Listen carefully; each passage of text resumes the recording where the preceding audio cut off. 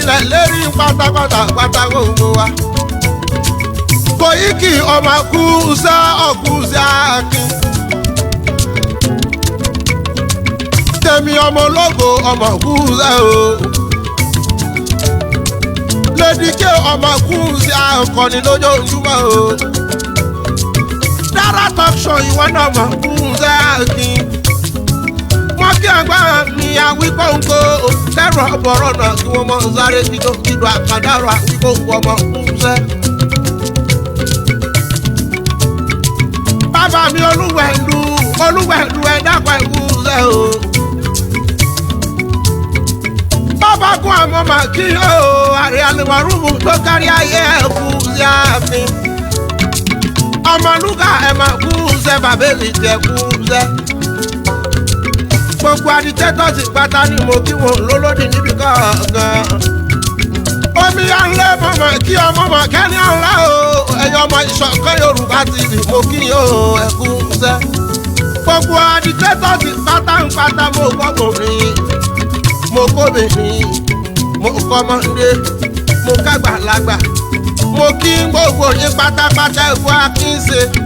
Ẹni tí mo rántí dárúkọ. Èyí tí mi ò bá rántí dárúkọ Àkànbí Kéésà mo dúdú mo kí gbogbo yín pátápátá. Mo kí yín tẹ̀sán mo kí yín tológun. Gbogbo ohun tẹ́ ń jà fún yóò padà tó yín lọ́wọ́. Yóò padà rí bí a ṣe fẹ́ o, yóò padà rí bí a ṣe fẹ́. Èyí òun kan wí ń pọ́n ìrànà níwá yóò padà rí bí a ṣe fẹ́. Èyí òun kan wí ń pe àníṣe o, yóò padà rí bí a ṣe fẹ́. Adélẹ̀ lérè o, àyùnbọ̀ lọ́wọ́ yẹnu àtẹ̀pẹ́lẹsẹ̀ ẹ̀tẹ̀ náà. Ìṣù àtẹnumọ́rọ̀ kẹ́ ń jóná ó di dandan adélẹ̀ lérí. Lọ́lá ìlẹ́dùn mẹ́rin ọba lọ́lá àwọn onílẹ̀ tó dá wa ṣáyé. Lọ́lá orígun mẹ́rẹ̀ẹ̀rin àgbáláyé o. Lọ́lá olúbíkin tó kọ́kọ́ jáwé o. Lọ́lá ọ̀sanyìn bíkin tó kọ́kọ́ wéwu. Lọ́lá àwọn àgbààgbà mẹ́rìndínlógún tó tòdìlẹ̀ igbó. Lọ́lá ìlẹ́dùn mẹ́rin ọba. Lọ́lá ìlẹ́dùn mẹ́rin.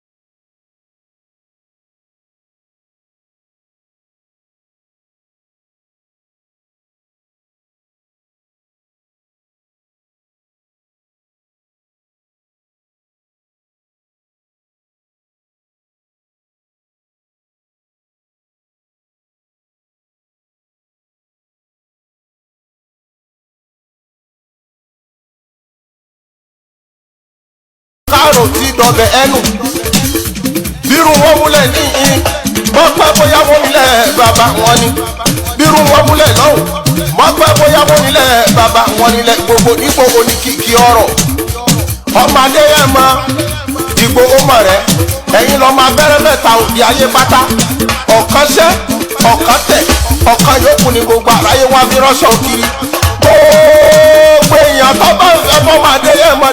ìjábọ̀ kí gbogbo ọmọ Yorùbá káàbọ̀ níbikíbi tí ẹ bá ti lórí ọ̀fẹ́ láti máa gbọ́ mi àbí láti máa wò mí kétékété Ṣọ̀kan Oòduà Media TV náà làwọn. ojú ọdún kan bẹ nígbò òkò parọ́ àfìgbà tó bá tẹ̀ lájẹ nígbò òtókò gbọmọrọ yọ lódò gbígbẹ́.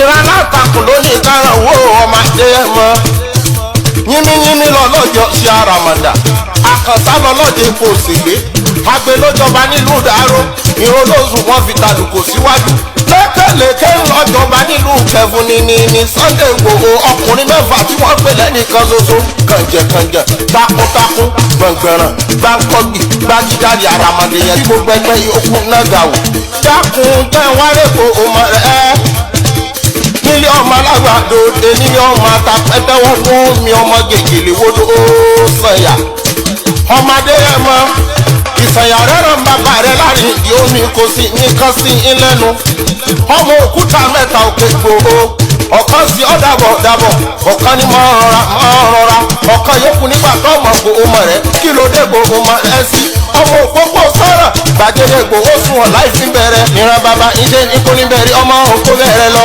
ẹ̀sìn bímọ méjì nígbò ọmọ rẹ jẹ́sìn bá bímọ méjì nígbò o táwọn fi kan bọ́ kó sí ẹ̀mú kan yòókù bọ́ sọ̀yà ẹ̀mú yàrá ẹ̀sẹ̀rú wálé wàràmùgé ọmọ onílẹ̀ ọ̀la. ìjábọ̀ kí gbogbo ọmọ Yorùbá káàbọ̀ kí a kú ọjọ́ mẹ́ta níbikíbi tí ẹ bá ti lórí ọ̀fẹ́ láti máa gbọ́ mi àbí láti máa wò mí kétékété. ìgbà tó dúpọ̀ fírí ńkọ́ ṣé bí gbogbo wọn ni wọ́n sáré bómi kó sí mu ojú kó fírí gbogbo wọn ni wọ́n sáré bùsàn ìyàwó ẹsẹ̀ nígbà àgbà ọ̀rọ̀ àwọn ẹni tí ọ̀gbọ́n ọmọ ẹni tí ọ̀mọ̀tàn ọmọ ẹni tí ó ní ẹnu wọn lọ́jẹ̀jẹ̀ ìbáyé múlẹ̀ nígbà òǹgbà tí wọ́n múnú sọ̀rọ̀ ọkọ̀ rọ́pò ọkọ̀ tó yọ̀ sí ìgbà tí wọ́n múnú sọ̀rọ̀ tí wọ́n mú mi ṣe mọ̀ra àwọn àgbàgbà àjèjì tó bá ti ní ṣègeṣège ní bàbá yín. Declaration Yorùbá Nation yóò wáyé láìpẹ́. ọ̀rọ̀ kan ti dá lọ́rùn àròkárò tí dọ̀bẹ̀ ẹnu. lágbára lọ́wọ́ lọ́n gbogbo ìgbà yòówù tí ò bá jẹ́ wọn ò ní fẹ́ ní kankan ṣàwátì nínú gbogbo wa. bírun wọn múlẹ̀ lọ́hùn mọ́pẹ́ bóyá wọn nílẹ̀ bàbá wọn nílẹ̀ gbogbo nípò oníkìkì ọ̀rọ̀ ọmọdé yẹn mọ ìgbò ọmọ rẹ ẹ̀yin lọ máa bẹ̀rẹ̀ mẹ́ta òbí ayé pátá ọ̀kan ṣẹ́ ọ̀kan tẹ̀ ọ̀kan yòókù ní gbogbo àráyé wá fi ránṣọ́ kiri gbogbo èèyàn tó bá fẹ́ fọ́mọdé yẹn mọ̀dé gbogbo ẹ̀ dàpọ̀ bèrè gbọ́.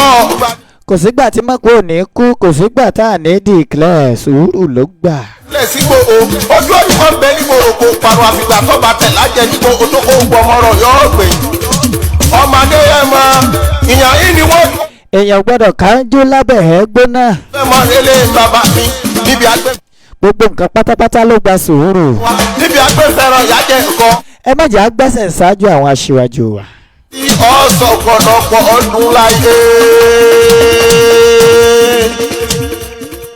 ibi àwọn aṣíwájú wa bá gbẹ́sẹ̀ sí ni ẹ jẹ́ àgbẹ̀sẹ̀ sí o.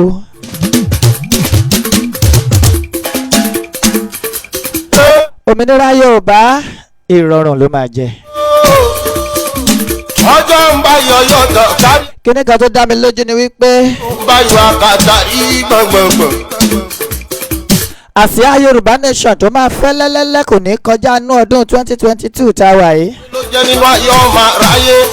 ọjọ́ yòówù tí declaration bá wà á jẹ́ k'Olódùmarè kó jẹ́ kó bá wa láyé àti láàyè tó wù gbogbo wa o. ó dànù òun fi ti pariwo fún bàbá wa. ọjọ́ tá a wá sáyé ọjọ́ tí wọ́n kíyàwó pẹ́pẹ́ ìwẹ̀ fojì ọmọ tuntun má lè gbàgbé ló jẹ́ nígbà yọ ọmọ aráyé. ẹ kú lé o. wọ́n máa ń pariwo pé wọ́n ti àdùnnú ti rẹ̀ ayọ̀ sínú ayé. táwọn ní sọ. Sean Sam àbí ṣé mo gba orúkọ yẹn bẹ́ẹ̀ ni there are two ways to freedom. báàrẹ̀ ni. There are two ways to separation from a country. Is either by war or by negotiation. Èwo lẹ fẹ́ káwọn bàbá wa ó ṣe ń bẹ̀. ọkùnrin lóòrùn. Ẹ jẹ́ ká máa tó lẹ́sẹẹsẹ bí wọ́n ṣe ń tò yìí. ọmọdé tún jí o. Mo kí ìyá wa onítìrí pé wọn kò ṣe o. ọmọdé yẹn mọ́ o. Mo kí bàbá mi Professor Banji Akintoye. Mo kí Professor Adeniran. ọmọ aládìkún náà ni. Mo wá kí ọmọ aládìkú òòṣà. òòṣà o. Bàbá ọlọ́jọ́ bí. bàbá dámì dákun gbóhùn ẹ. Ìpọ́n kò ṣe takuntakun. zoníyàn ní jìnnìjìnnì. òun ní sọjọ́ bí ó lékún lọ́dún Èdùmàrè ó sì máa jẹ́ ó lékún lóore. àkàndí wọn fẹ́rẹ̀ lé bàbá rẹ ni ọmọ aládìkún ìwọ ni mo ń ké sí. ìwọ lọmọ ládéládé ládé. Ìgbòho ṣà ìwọ lọmọ ládé aláàfin ládé lọ́jọ́ ọjọ́sí ṣèbádé babadé yẹmọlágbà fọláàfin ẹni báyẹ bí. Lágbára lọ́wọ́ Ọlọ́run kankan tó dẹ̀ mí lójú ni wípé ọjọ́ ìbí olóyè Sunday Igboho Oòṣà is going to be a significant point in the life of the Yorubas. ìran bàbá tẹ tó bá gbọ̀ngàn lẹ́yìn ojú ní irú wọn lọ́sọ̀mọ́jú bàbọ̀ lọ́wọ́ mojo ọ̀tá fàgbáyì. ariwo ọmọ sasọ túnde. ìran bàbá rẹ̀ la bá wọn rò mọ́jẹ́. ọ̀nà tí ó gbà wá ní ìwà tí ì mọ̀. yíyan tó bàbá lójú ogun lẹ́rọ ayé séyàn náà. You said Nigeria government will never sit with us. Then are you ready for war? ìran alátakùn lónìí káràn wo ọmọ ajé mọ́. ṣé báwọn bàbá wa yìí bí wọ́n ṣe ń tó yìí ṣe kò dáa ni. òṣèlè agbe lójọba nílùú dàrú ìró lóṣù wọn fi tàdùkò síwájú lékèlékè ńlọjọba nílùú kẹfún ní Sunday Igboho ọkùnrin mẹ́fà tí wọ́n pè lẹ́ni. You said we should stop fooling ourselves. Are you referring to all of us as a fool? àmọ̀déyàn tí mo gbẹgbẹ́ yìí ogun náà gà wò dákun tẹ́ wálé kó o. Sọ́ńtàmù. nílé ọmọ alágbàdo òde nílé ọmọ àtàpẹ́tẹ́wọ́ fún mi ọmọ. ṣé tó bá ti dogun ṣe é ṣe tán. ọmọdé ẹ mọ ìsànyà rẹ̀ ràn bàbá. àbẹ́ ẹ fẹ́ ṣe máa jó lọ mò ń wẹ̀yìn ẹ. ọmọ òkúta mẹ́. Sọ́ńtàmù. ọ̀kan sí ọ̀dà bọ̀. ìbéèrè ni mo fẹ́ kẹ́ ẹ dá lóhùn. rọra ọ̀kan yòókù nígbà tó ọmọ gbòó rẹ̀ kí ló dé gbòó mọ ẹ sí. ọmọ òpópó sọ̀rọ̀ gbàgede gbòó sùn ọ̀ láì fi bẹ̀rẹ̀. ìran bàbá ìṣe ikú ní bẹ̀rẹ̀ ọmọ òkú bẹ̀rẹ̀ lọ. èsì ẹ̀ bímọ méjì ní gbòó mọ rẹ̀ jẹ́sìn bá bímọ méjì ní gbòó táwọn fi kan bọ́ kó sí. ẹ̀mú kan yòókù bọ̀ sọ̀yà ẹ̀mú yàrá ìṣẹ́rú wálé wàràmùjẹ́ ọmọ onílẹ̀ ọ̀la ló kọ́ wa àjèjì wòyí wọ́n ṣe ṣègéṣègé. kò yí sí kò rọrùn. tó bí ọlọ́mọ àwọn oníbùsàn ìyàwó ṣe aládìsá ìgbà tó dúpọ̀ òfìrí ńkọ́. ẹ ṣe jẹ́ àṣe nǹkan bó ti tọ́ àti bó ti yẹ. ojú kò fírí gbogbo wọn ni wọ́n sáré bùsàn ìyàwó ẹsẹ̀ nígbà àgbà ọ̀rọ̀ àwọn ẹni tí ọ̀gbọ́n ọmọ ẹni tí ọmọ tán ọmọ ẹni tí ó ní ẹnu wọn lọ́jẹ̀jẹ̀ ìbáyé múlẹ̀ nígbà òǹgbà tí wọ́n múnú sọ̀gbọ́n o. ọkọ̀ rọ́pò ọkọ̀ tó yọ̀ sí ìgbà tí wọ́n múnú sọ̀gbọ́n tí wọ́n mú gùn mi ṣe mọ̀ra àwọn àgbàgbà àjèjì tó bá ti ní ṣègeṣègénu ní bàbá yín wí tani ọ̀jẹ̀ kírun wọn bá yín múlẹ̀ nígbà òun àwọn gangan ní kí ọ̀rọ̀kọ ti dá ẹrú àròkárò ti dọ̀bẹ̀ ẹnu bírun wọn múlẹ̀ níyìn. We are going to celebrate Chief Sunday Adisa Ọmọdéyẹmọ. múlẹ̀ lọ́hùn mọ́pẹ́ bóyá wọ́n nílẹ̀. àkùkọ gàgàrà tó gorí àpáta lọ rèé lé téńté. Ọmọdéyẹmọ. ojú tó lé ojú tó ko. ẹ̀yin lọ máa bẹ̀rẹ̀ mẹ́. olówó orí ọkọ tó yọ̀ sí ọkọ̀ adérọ́pò. ọ̀kan tẹ̀. bàbá Michael bàbá Yọ̀mídé. bàbá Ronaldo bàbá àṣàbí. ọmọ màdé yẹn mọdé gbogbo ẹ dákun bèrè gbọ́ ọgbà mi.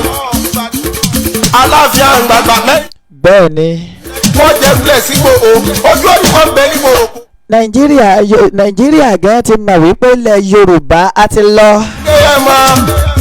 nàìjíríà gan mọ̀ pé ẹ wà nínú àdánwò pé ìran yorùbá ti dá dúró. níbi àgbẹ̀fẹ̀ o kékeré yíyan kò fẹ́ máa lélẹ̀ wa. àmọ́ sọ́ńtàmù ó fẹ́ ká kánjú lábẹ́ ẹ̀ gbóná. sáìwọ ni mo ń ké. wọ́n ń gbìyànjú láti sọ pé bẹ́ẹ̀ bàbá wa ṣe ń tó yí ọ̀yẹ́. wọ́n láwọn fẹ́ kó dogun kó dọ̀tẹ̀. àmọ́ ẹ̀jẹ̀ àdórí ara wa.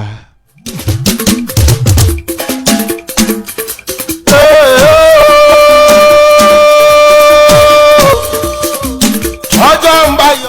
Ìṣíkúmọ́ Oòduà TV náà láwa yìí ẹ dákun ẹ máa bá ń ṣí ètò yìí. dàrí gbọ̀ngbọ̀ngbọ̀n. ẹ ṣá ẹ lógúnlógún ẹ ṣá ẹ lọ́gbọ̀nlọ́gbọ̀n. wọ́n sáyé ṣe mọ́jọ́ tó lápẹ̀rẹ̀ ní ọjọ́ mọ́lẹ̀ gbàgbé ló jẹ́ nínú ayé ọmọ aráyé.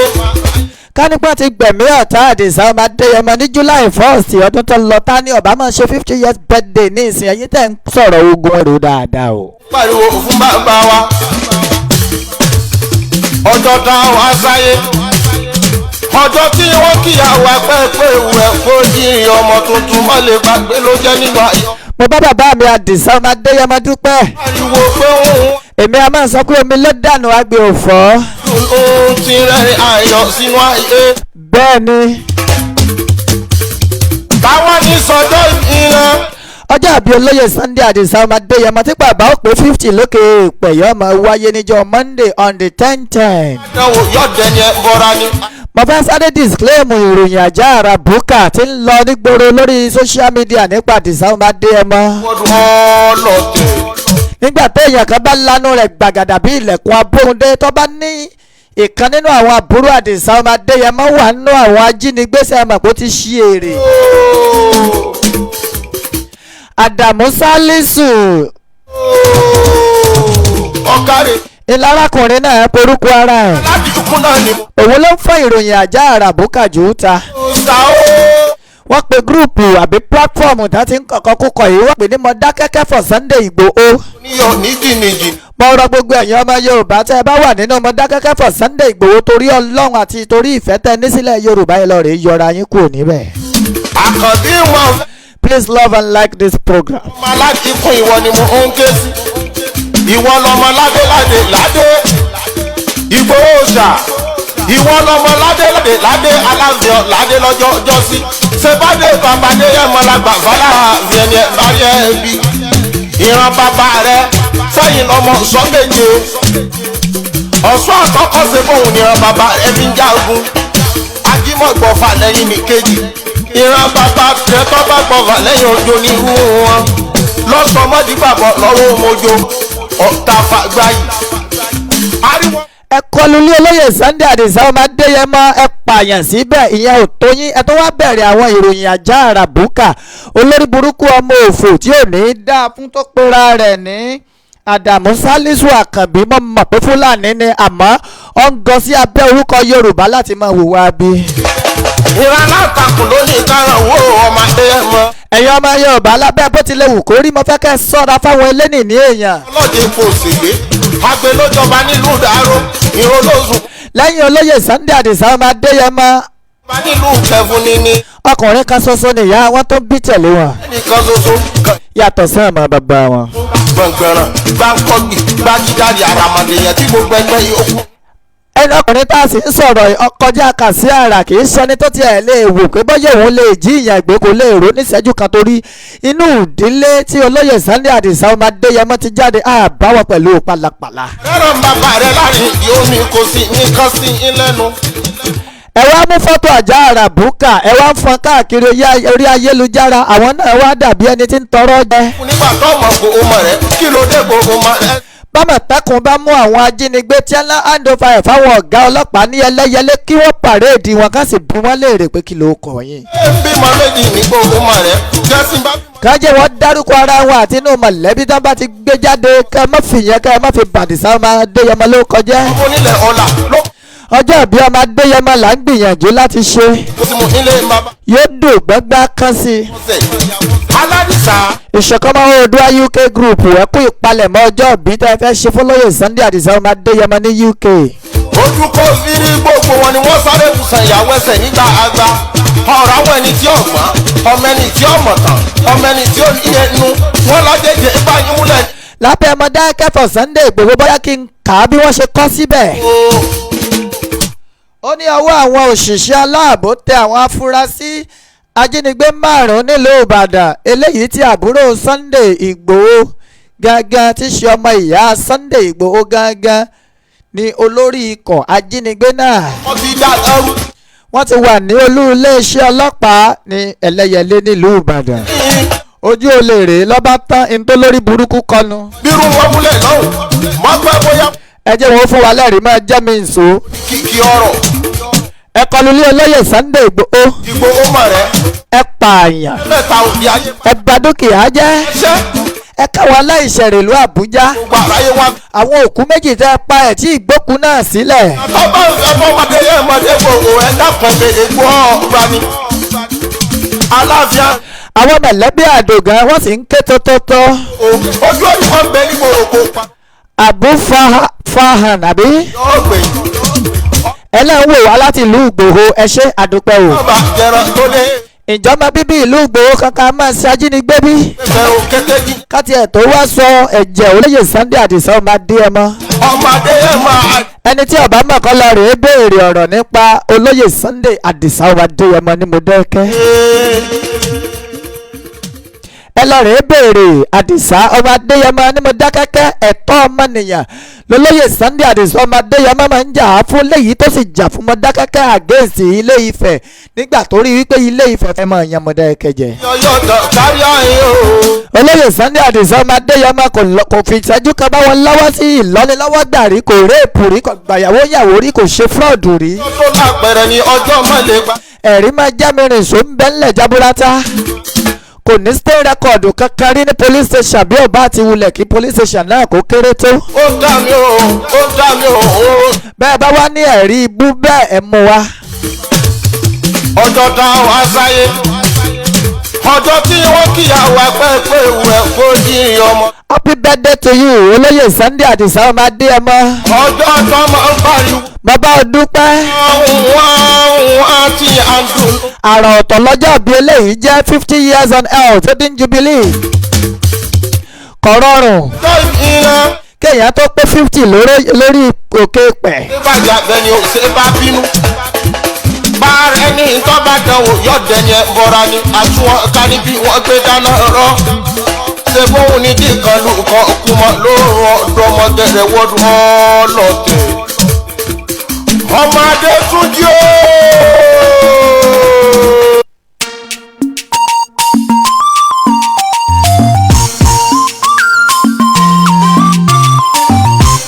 àwọn orin yìí jẹ́ ti bàbá mi Àdìsá ọmọ Adéyẹmọ.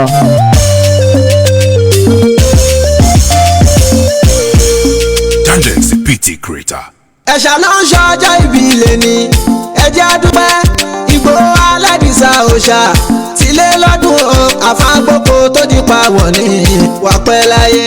ẹ̀ṣà ló ń ṣọjọ́ ìbí ilé ni ẹjẹ́ àdúpẹ́ Ìgbòho aládìsá òòṣà tílé lọ́dún o àfáàgbòkò tó di pawọ̀. hello. hello. hello ẹ káàsán ẹ káàbọ̀ sórí ètò. yes ma. ok. mo ẹ̀ṣẹ̀ gbọ́ program rẹ tó ń sọ nípa ètò ọjọ́ ìta máa ṣe fún olóyè Sunday Ìgbòho. yes ma. níjọ́ Monday sórí ọkọ ọmọ mi ó wà ní Ìbàdàn. ok. bá mi yẹ ẹ. àgbọ́yé. ó wà ní tó bá mọ Jọkẹ́ Plaza ní Bódìjà. ok. ó wà ní òun ló ń ṣe management ibẹ̀. ok. ipò àṣebàdàn tó mo ti bá sọ̀rọ̀. ok. ok. mo wá try pé kí n get nọ́mbà ẹ̀ mo ti fetí lé tẹlifíṣàn mo ti wá get ẹ̀ ní ṣe wá kọ́kọ́ pè ẹ̀. ok. màá wá pàṣẹ nọ́mbà ẹ̀ sí ṣo get nǹkan tí mo ń sọ ọmọ mi. àgbọ́yé ma. n bá pàṣẹ ẹ̀ sí ẹ̀ a wá try láti get ẹ̀ kó pè ẹ̀ Waheed Ọlálékan ló ń jẹ́ ok. ó máa pè ẹ̀ so nǹkan tó wá máa gbé kalẹ̀ ok. di snack fún kíní ètò yẹn nínú gbogbo ìgbà tí ẹ ti wà níbi tí Ọlọ́run ní wọ́n lọ dára fún yín náà mo máa ń contribute owó síbẹ̀ tó ti yé yín. ẹ ṣe mà. Olúwa dúró tiẹ̀ o. àmín àmín. ọjọ́ ìdálẹ́ o. àmín mà. yes ma. wà náà bá gbìyànjú pé mo wá sí ní Nàìjíríà màá try láti wọ ẹ̀kan. ó dà ìyá mi. ó dà mà. Ọlọ́run máa pa wá láti ní nǹkan tí máa ṣe fún lọ́wọ́ ara àmọ́ kọ́ ló ń kó dẹ̀mí sí. mo fẹ́ wá ní December náà àárín títà gbà náà ni orí passport mi ti expire. Ọlọ́run á ṣe ìrọ̀rùn. mo fi ṣe tí máa títà sí nìkan Amẹ́ríkà ṣùgbọ́n gbogbo ọ̀nà náà ni mò ń try láti ṣe.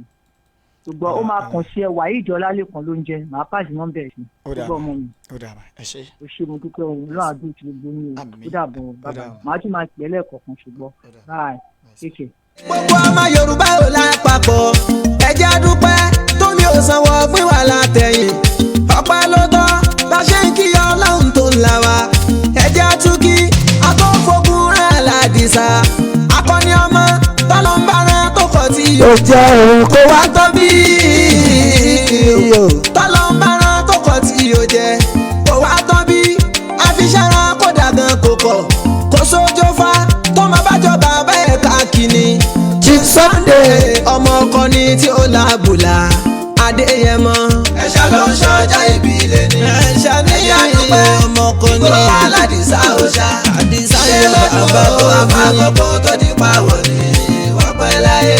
ẹni a bá ṣe bí Sunday yìí gbà fúra gan láti kọ́ lúrú òní tọ̀hún ẹ jẹ́ á rántí àwọn orin tí mo kọ́ ṣe fàdìsá kò ní wípé transformer ní aládìsá tàbí múná bó ṣe wúlò tó náà lò. Àdìsá wúlò púpọ̀ fún ìran Yorùbá. ló ń gbé ẹ ló ń gbé ẹ. ẹ ṣe wá máa gbèrò aburú Àdìsá. lójú ọlọ́rọ̀ ni o tó bá gbọ́ ńkọ́ kí ni. torí ìran Yorùbá Àdìsá di ẹni tí ń ṣàtìpó lórílẹ̀‐èdè Benin Republic. ọmọ àgbẹ̀ yọkọ́ dání bàbá tó bí òjẹ́dọ̀rùn ẹ̀ wò ọmọ Adéyẹmọ ojú wọn lọ ní gbogbo ọ̀nà bàbá gbogbo ẹ̀ṣà ló ń ṣọjá ìbílẹ̀ ni bàbá àdàpẹ́ bàbá aládìsá òṣà sílé lọ́dún ọ̀rọ̀ àgbọ̀pọ̀ tó di pàwọ̀ ni wọ́n pẹ́ láyé.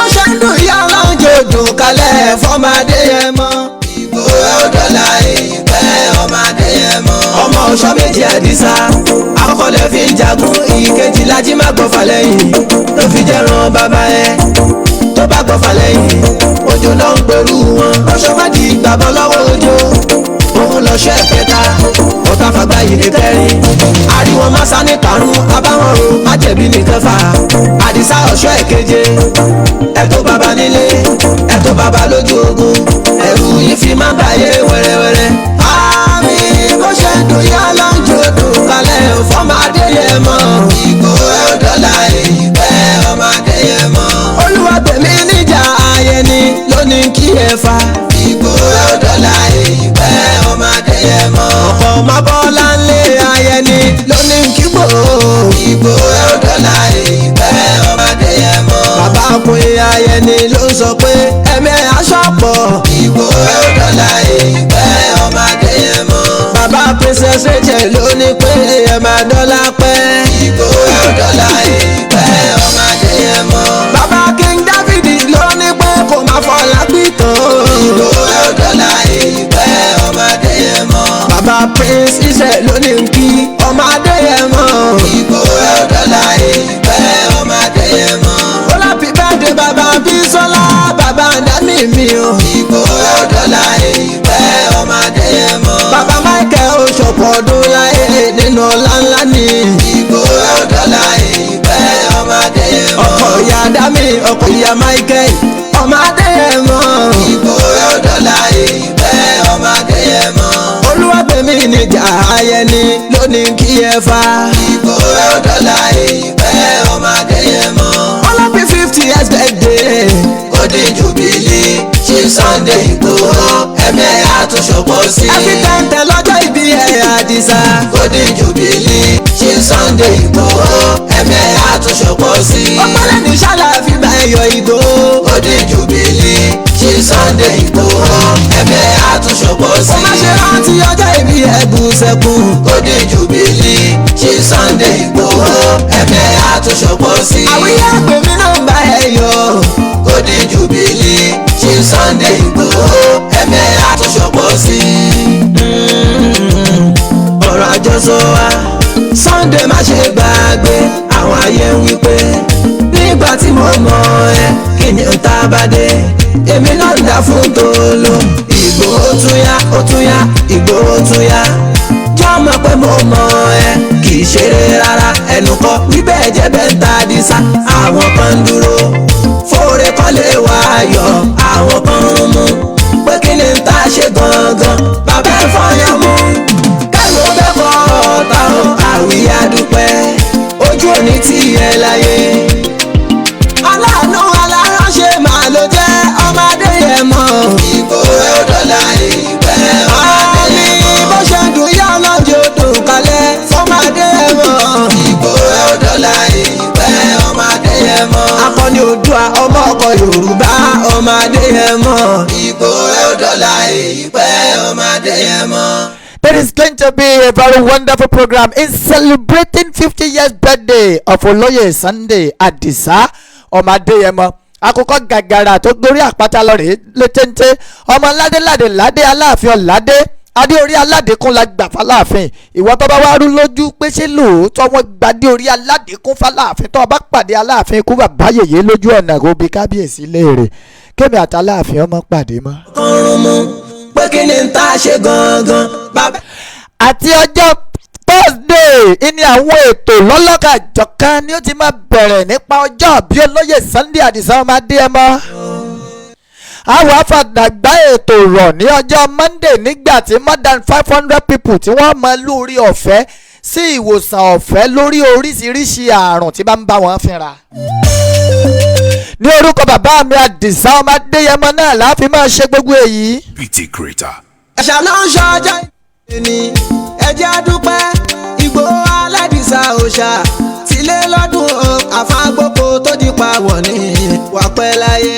Ẹ̀ṣà ló ń ṣọjọ́ ìbílẹ̀ ní ẹ̀jẹ̀ àdúpẹ́ Ìgbòho aládìsá òòṣà tilé lọ́dún àfàgbòkò tó di pa wọ̀ ní wàpẹ́ láyé. Àkọ́dá èèyàn ló ń ṣọjọ́ ìbílẹ̀ ní ẹ̀jẹ̀ àdúpẹ́ àbá. Ẹ̀ṣà ló ń ṣọjọ́ ìbílẹ̀ ní ẹ̀jẹ̀ àdúpẹ́. Ẹ̀jẹ̀ àdúpẹ́ o.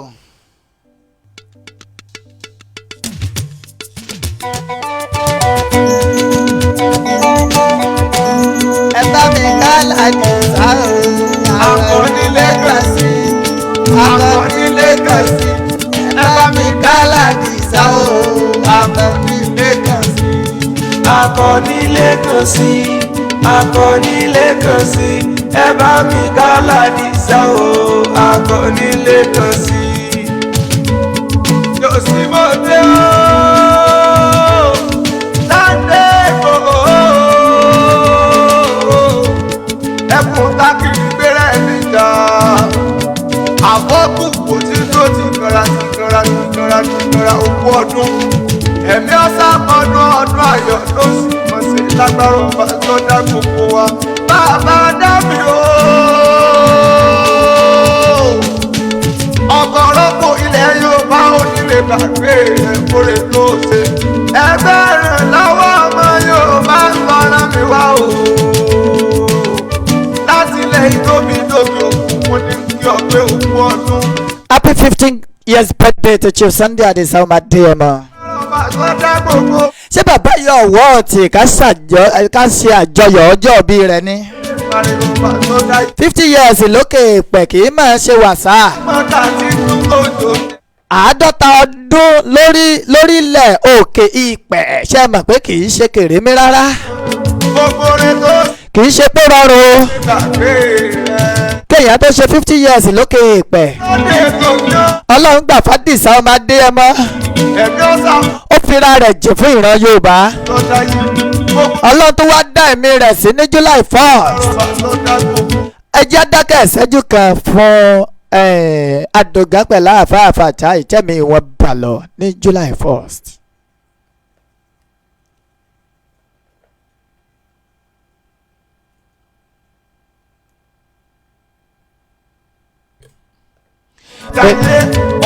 Kí Olódùmarè kó bá wa fọ̀run kẹ́ wọn. Àdògán náà ò lóhun ọjà mọ́. Ṣèbíjọba Nàìjíríà ló jọwọ́ rẹ̀ láwo. Adédáwà lágbà. àfa àfàtàyọ̀ dágbére nílé páwọn ńlọ rèé kú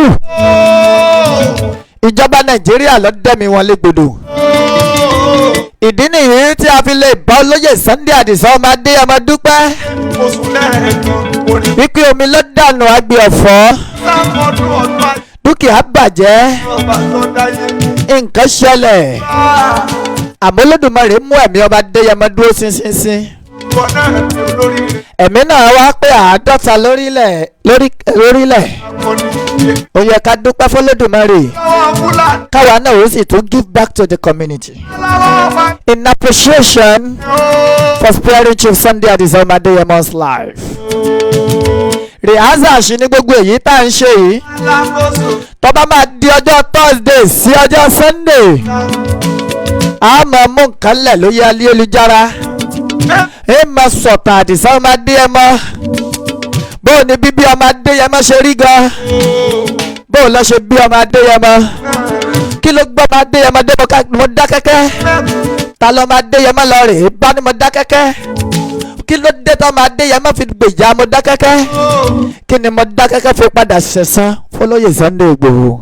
Mr. Dare. Advisor kọ̀ọ̀kan o.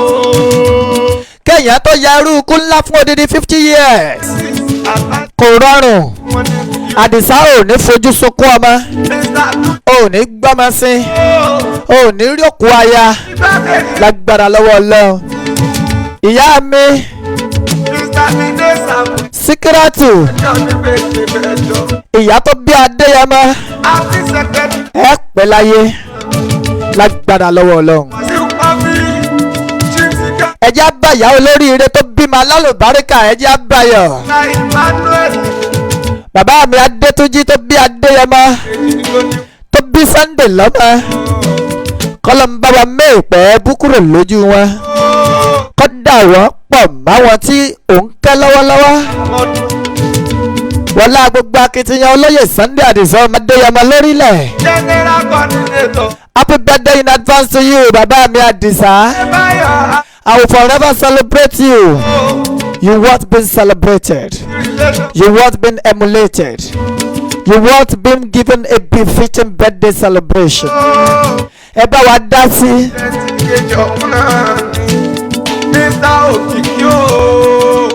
Medical outreach. Giving free medical to more than 500 people. We need a lot of things. Tó bá ṣe pé lóòótọ́ lẹ fẹ́ràn ọmọ Adéyẹmọ tí kì í ṣe pé lójú ayé lásán oríṣiríṣi ètò láti làálẹ̀ láti ṣàjọyọ̀ pẹ̀lú ọmọ Adéyẹmọ fún ti ọjọ́ bí wọn àmọ́ àràgbá yamuyamu rẹ̀ tí ó dùn mọ́ Olódùmarè nínú ó ní ti wòsàn ọ̀fẹ́ fún èèyàn tó lé ní 500 lágbára lọ́wọ́ Ọlọ́run ilé olóyè Sunday Adisa ọmọ Adéyẹmọ òní ó ti máa wáyé ní ọjọ́ Monday ní on the 10. tó bá ṣòwò paracetamol lẹ́lẹ̀ fún wa àwọn dókítà ti fún wa ní budget ẹ dákun ẹ kún wa lọ́wọ́ 090 3637163 ẹ dákun ẹ kún wa lọ́wọ́ lórí ọjọ́ ìbí Adisa ọmọ Adéyẹmọ ọjọ́ ìbí náà yóò máa wáyé nílùú Ìgbòho wọ́n ṣe kí ni a ṣe rálì nílùú Ìgbòho rálì yóò wáyé nílùú Ìgbòho lẹ́yìn tí rálì bá wáyé ọjọ́ ìbí náà yóò máa wáyé náà nílùú Ìgbòho.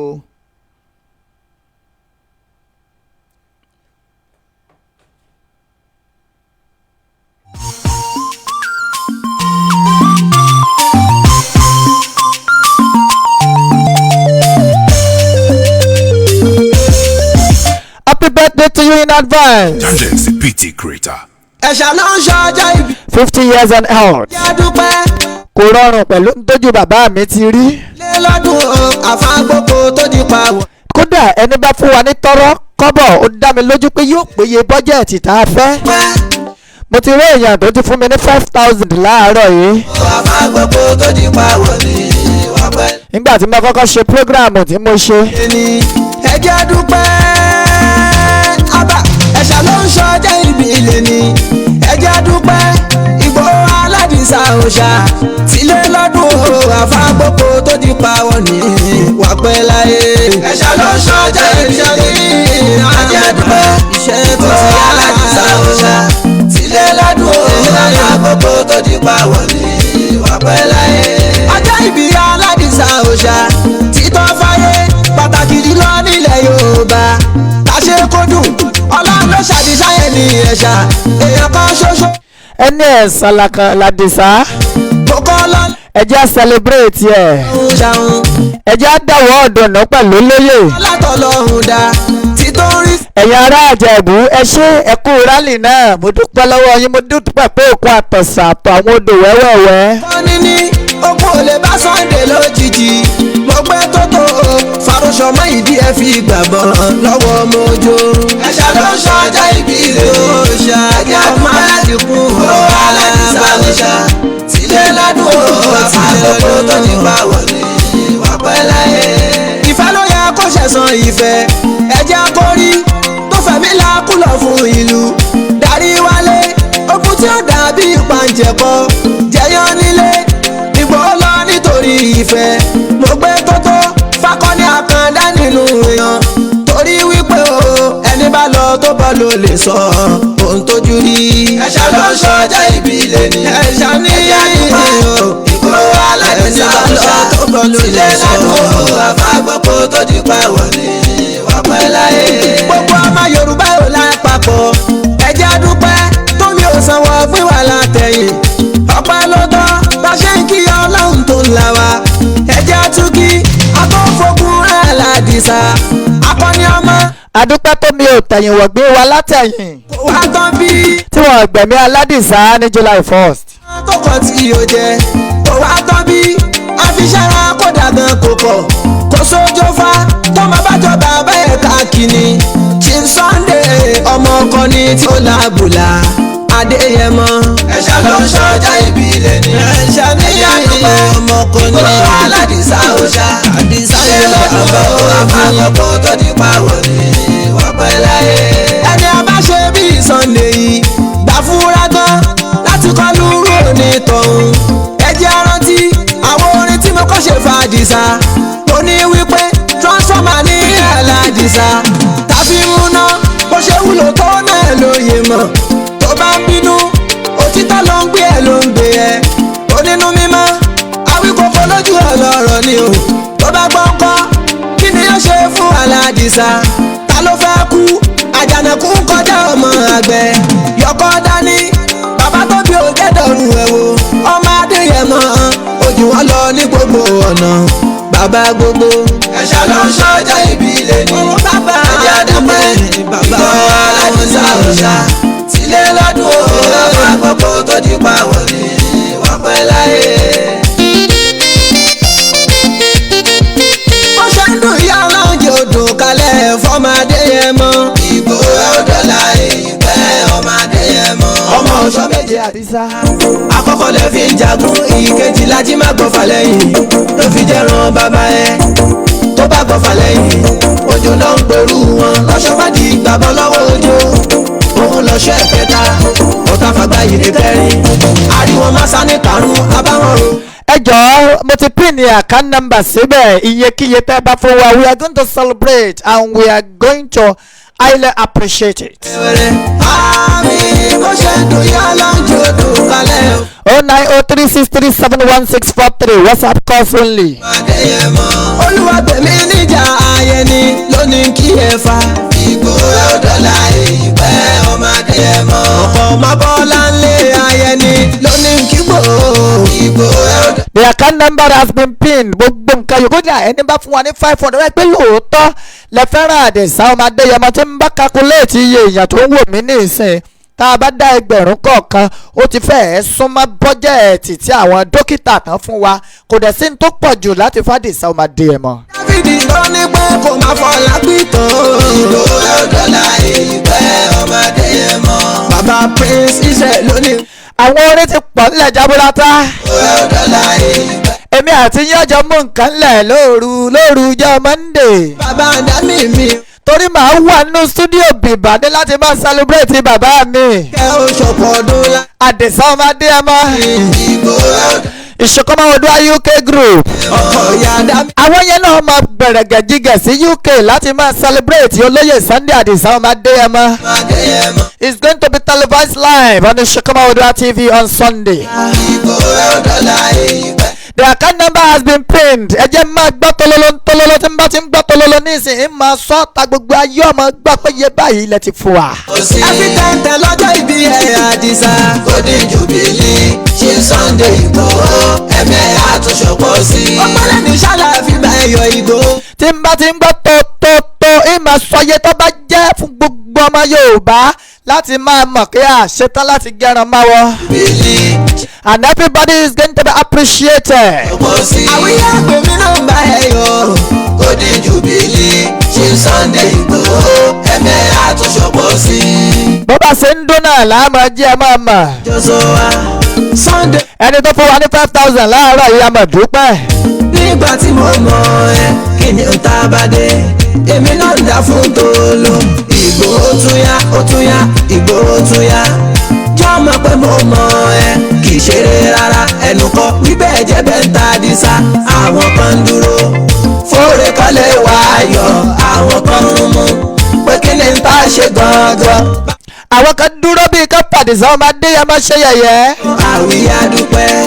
Àwọn kan dúró bíi kájà kàrà ọ̀tá Àdìsá ọmọ Adéyẹmọ. aláránṣẹ́ máa. Àmọ́ ló ń kọ̀ ọlọ́ní ò rí bẹ́ẹ̀ èmi ni mo lẹ̀mí rẹ̀ èmi ni mo mọ ìgbà tó kọ́ èmi ni mo mọ iṣẹ́ tí mo rán. oúnjẹ odò kalẹ̀. Àdìsá ọmọ Adéyẹmọ yọ pẹ́ láyé yóò lé ní 150 years ikú ò ní pẹ́ta lójú rẹ̀. dùn ọmọ ọkọ Yorùbá. sáwa ní celebrate Àdìsá ọmọ Adéyẹmọ ní. dọ́là ẹ̀. ẹni kúnlẹ́rán kú sí kú bò bá nílé. wọ́n rárùn sí Àdìsá kò bá Àdìsá nílé. wọ́n ní kú ọlọ́rẹ̀ pa ikú lọ́mọ mi ni n ò lè mọ́mọ́ mi lọ. Àdìsá gángan lọ́mọ kú tí kò gbọ́dọ̀ pa. ọmọ àrùn táwọn ò gbọ́dọ̀ ṣe. ọmọ àdábálẹ̀ ọmọ àfòmọ́ òde. tún yá Ìgbòho tún yá jọ́ mọ̀ pé mo mọ̀ ẹ́ kì í ṣeré rárá ẹnu kọ́ wíbẹ̀ ẹ̀jẹ̀ bẹ́ẹ̀ ń ta Àdìsá. àwọn kan ń dúró a ti pin the account number síbẹ̀. àwọn kan ń rún. My number is 90363711643. mo mọ̀ pé yín ọmọ Yorùbá pọ̀ jù báyìí lọ. àwíyá bẹ́ẹ̀ bá fẹ́ dára ẹ mọ̀ bẹ́ẹ̀ ṣe é dá. dúpẹ́ láyé. mo fẹ́ kó rí yín ó wú. ẹ dákun ẹja sọjọ́ bí Àdìsá yìí kílẹ̀ ó mì tìtìtì. mo dúpẹ́ lọ́wọ́ King Dr. Saheed Òṣùpá. mo mọ̀ páwo rẹ̀ ní ọ̀kọ̀ọ̀kọ̀ jáde. Àdìsá ọmọ Adéyẹmọ. Wàsíù Àlàbí Pasuma náà ń bẹ ń bẹ. gbogbo ẹ̀yin olórin pátápátá tẹ́ ẹ nífẹ̀ẹ́ sólóyè Sunday Ìgbòho ṣá àkọ́bí Òṣùpá ọmọ àlùbáríkà. ilé ni ẹjẹ́ àdúpẹ́ Ìgbòho aládìsá òòṣà tilé lọ. Free medical outreach kódà kó ṣe ẹ má gbàgbé wípé àwọn kan wà tó jẹ́ wípé torí pé wọ́n ń ta ìsàn àmọ́ wọn ò ní 10 naira tí wọ́n fi ra oògùn ẹ̀mí wọn lọ tá a bá mọ̀ fún wọn ní ìwòsàn ọ̀fẹ́ ládàrí ọmọ ọmọ ẹbẹ kárin kése lórí Yorùbá Nation àti olóyè Sunday Àdìsá ọmọ Adéyẹmọ. dúpẹ́ àbá ẹ̀ṣà ló ń ṣọjọ́ ìbí ilé ni ẹjẹ́ dúpẹ́ Ìgbòho aládìsá òòṣà tilé lọ́dún àfàgbọ́kọ tó di pa wọ́n ní. òkè báyìí lọ́wọ́ afúnni gbé ahun ọ̀ráyé wà téèyàn bá lówó tó bá fún owó yẹn ò lè pọ̀ sí torí o ti fún wọ́n mọ̀ àmọ́ tó o bá ná síta wà láyà lékún lọ́mọ gbà. ìtọ́ fàyè pàtàkì. bẹ́ẹ̀ bá gbàgbé olóyè Sunday Àdìsá Adéyẹmọ olóyè Sunday Adéyẹmọ Ìgbòho foundation. èèyàn kan ṣoṣo gẹ́gẹ́ bí. foundation yìí ò lè mọ́ dàbí ẹdun wọn lè mọ́ rọ̀ bí òwe. fọlẹ́ o. ìgbà kan lára neco form 150 fún àwọn ọmọ. títorí. ẹ mọ iye owó neco jẹ́. fa dìde gúdúgúdú Àdìsá òtúra sílẹ̀ nígbà kan o akọni ní. ogun ò lè bá Sunday lójijì. mo gbé tótó farosọ mọ ìdí ẹ fi gbàgbọ́ lọ́wọ́ mojo. ẹ̀ṣà ló ń ṣọjọ́ ìbí rẹ̀ o ṣáájú àdúgbò àdìkú Ìgbòho aládìsá òòṣà tilé ládùn o àfàgbọ́kọ tó ní pa wọlé wà pẹ́ láyé. ìfẹ́ ló yẹ kó ṣẹ̀san ìfẹ́ ẹ̀jẹ̀ akórí tó fẹ̀mí làákùlọ̀ fún ìlú darí wálé ogun tí ó dàbí ìpàǹjẹ̀kọ jẹyàn nílé Ìgbòho lọ nítorí ìfẹ́ mo gbé tótó fakọni àkàndá nínú èèyàn torí wípé o ẹni bá lọ tó bá lò lè sọ. mo ti sọ pé bí bá ṣe ń ṣẹlẹ̀ ní mọ̀já yín tán èèyàn kan fún wa ní 15,000 naira ní ìsìn bí mo ṣe ń sọ̀rọ̀ yìí. ìlànà àfàgbọ́pọ̀ tó di pa wọlé. mo mọ̀ pé wọn ò ní fẹ́ràn kí n dárúkọ ni òjò ń fẹ́ dárúkọ. ẹjẹ́ àdúgbò ẹ̀yin ọmọ Yorùbá you can do more. àtẹ̀yìn ọpẹ́ we have 20,000 naira now. tó ń la wa ẹjẹ́ àtúkì akọ́fọ́kùn aládìsá. What we need for the medical outreach is close to 1 million naira. tán bí tọ́lọ́ ń bá rán tó. ká nọ́ọ̀sì tó gbowó ká dókítà tó gbowó. àfiṣẹ́ra kó dàgbọ́n kò pọ̀ kó sójó fa tó máa bá jọba bẹ́ẹ̀. What we need for the medical outreach alone is close to 1 million naira. lábùlà. kí nọ́ọ̀sì tó gbowó kí dókítà tó gbowó. ibi ilé ni ṣàníyàn ọmọkùnrin aládìsá ọ̀ṣà àdìsá ilẹ̀ àbọ̀. mo ti ní bí bá ṣe ń wọlé ní màá jí ẹ mọ̀. ìwà pẹ̀láyé 15,000 yẹn ti wọlé. lọ́nà yìí gbà fún. ẹ jẹ́ appreciate olóyè Sunday Adisa ọmọ Adéyẹmọ. ẹ jẹ́ rántí àwọn orin tí mo kọ́ ṣe. The man has done more than we expected. fọ́mà ní àlà. He has sacrificed a lot. múná bó ṣe wúlò tó náà lóye mọ̀ tó bá ń bínú òtítọ́ ló ń gbé ẹ ló ń gbé ẹ onínú mímọ́ àwíkòkò lójú ọlọ́rọ̀ ni o tó bá gbọ́ ńkọ́ kí ni ó ṣe fún aládìsá ta ló fẹ́ kú àjànàkú ń kọjá ọmọ àgbẹ̀ yọkọ́ dání bàbá tó bí ògẹ́dọ̀rùn ẹ̀ wò ọmọ Adéyẹmọ ojú wọn lọ ní gbogbo ọ̀nà bàbá gbogbo ẹ̀ṣà ló ń ṣọjọ́ ìbí ilé ni bàbá àdàpẹ́ bàbá aládìsá ọ̀ṣà sílé lọ́dún o bàbá gbogbo tó di pa wọlé wọ́n pẹ́ láyé. mo ṣì ń wojú fóònù. ìyá ọlọ́jọ́ odò ẹ jẹ́ dásì tí ń bẹ̀ ńlẹ̀ yìí. mọ́ ìgbò mo mọ̀ pé ẹ fẹ́ràn olóyè Sunday Adisa ọmọ Adéyẹmọ. ọmọ ọ̀ṣọ́ méjì àdì òun gángan láàbá máa pè ní àrólé Olódùmarè. falẹ́yìn ló fi jẹ́ ran bàbá ẹ̀. ẹni tá a fi iṣẹ́ òótọ́ rán tó dẹ̀ jíṣẹ́ òótọ́.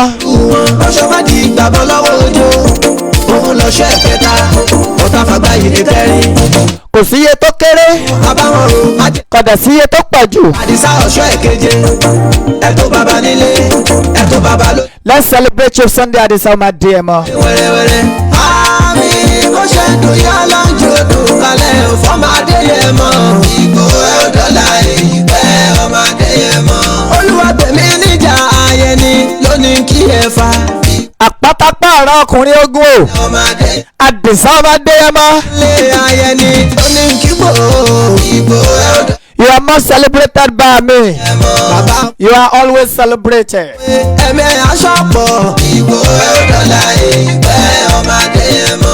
bàbá princess Rachel ló ní pé ẹ máa dọ́là pẹ́ ìgò ẹ̀ọ́dọ́là ìgbẹ́ ọmọ Adéyẹmọ. bàbá King David ló ní pé kò má fọlá pìtàn ọmọ ìgbómọ̀ rẹ̀ ìgbẹ́ ilé alágbàdo òde bàbá prince ọmọ atapọ́tọ́ òun omi. Adéyẹmọ ìgò ṣé máa kí bàbá mi lọ ni. Adéyẹmọ.